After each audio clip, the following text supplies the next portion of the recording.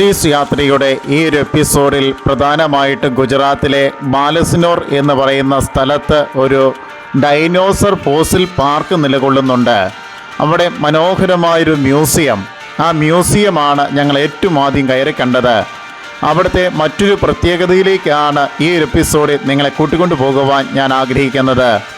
ഒരു ഡൈനോസറിൻ്റെ ഫോസിൽ എങ്ങനെയാണ് കണ്ടെടുക്കുന്നതെന്നും അതിൻ്റെ കാലപ്പഴക്കം എങ്ങനെയാണ് സംഭവിക്കുന്നത് എന്നും എത്ര കാലഘട്ടമായി ഇത് മണ്ണിനടിയിൽ ഫോസിലായിട്ട് കിടക്കാൻ തുടങ്ങിയിട്ട് എന്നതിനെ പറ്റിയുള്ള വിവരണങ്ങളൊക്കെ അടങ്ങിയ നല്ല ഒരു വിഷൻ, അതും ടെലിവിഷൻ വിഷനും ഒപ്പം ഗാലറി സീനറി ആയിട്ടും ഒക്കെ നമുക്ക് ഈ ഒരു ഭാഗത്ത് കാണുവാൻ സാധിക്കും.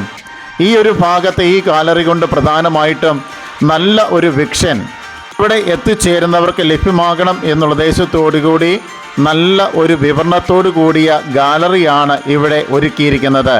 ഓരോ ഫോസിലിൻ്റെയും കാലപ്പഴക്കം എങ്ങനെയാണ് നിശ്ചയിക്കുന്നത്, എങ്ങനെയാണ് കാലപ്പഴക്കം തീരുമാനമെടുക്കുന്നത്, ഗവേഷകർ എങ്ങനെയാണ് ഇതിൻ്റെ കാര്യങ്ങളൊക്കെ ചെയ്യുന്നത്, ഇതിനെപ്പറ്റിയുള്ള നല്ല ഒരു ധാരണ ഇവിടെ എത്തിച്ചേരുന്നവർക്ക് ലഭ്യമാകുവാൻ ഈ ഒരു ഗാലറി കാരണമാകുന്നുണ്ട്. ഒരു ദിനോസർ മരണമടഞ്ഞു കഴിഞ്ഞാൽ അതിൻ്റെ ഫോസിലുകൾ എങ്ങനെയാണ് മണ്ണിലേക്ക് ലയിച്ചു ചേരുകയും അടുക്കുകളായിട്ട് കാണപ്പെടുകയും ചെയ്യുന്നത്, എങ്ങനെയാണ് അത് കണ്ടെടുക്കുകയും ുമായി ബന്ധപ്പെട്ട മറ്റ് പ്രോസസ്സുകൾ എങ്ങനെയാണ് സംഭവിക്കുന്നത് എന്നതിനെ പറ്റിയുള്ള നല്ല ഒരു വിശദമായ വിവരണം ഈ ഒരു ഗാലറിയിൽ നമുക്ക് ലഭ്യമാകുന്നുണ്ട്. അല്പസമയം ക്ഷമയോടുകൂടി ഈ ഗാലറിയിലൂടെ കടന്നുപോയെങ്കിൽ മാത്രമാണ് നല്ല ഒരു വിവരണം ഇവിടെ എത്തിച്ചേരുന്നവർക്ക് ലഭ്യമാകുകയുള്ളൂ.